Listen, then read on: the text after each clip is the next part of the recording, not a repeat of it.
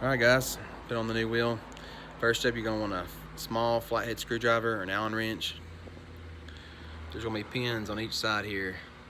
Just pop out on each side, there'll be little holes. Once it's open, the face, you'll get your flathead screwdriver and you remove all the pins from the clips. And you'll get that off. That'll be your first step. Alright guys, the next step, we'll be removing our paddles on the back side of your steering wheel. You're going to need a T15, little star bit. Pop out your cover with your flathead. You're going to remove this from the back. Unplug here. You're going to have another bolt right here that you move to pop out your little module from right here. Alright guys, so the next thing you're going to need is this right here from your parts store.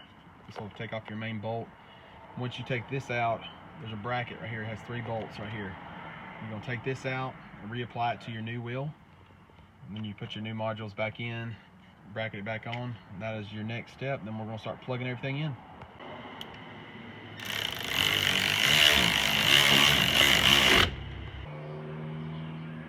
Alright guys, here's the final look.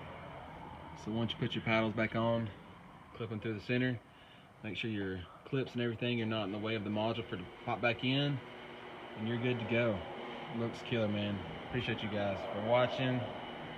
On to the next one.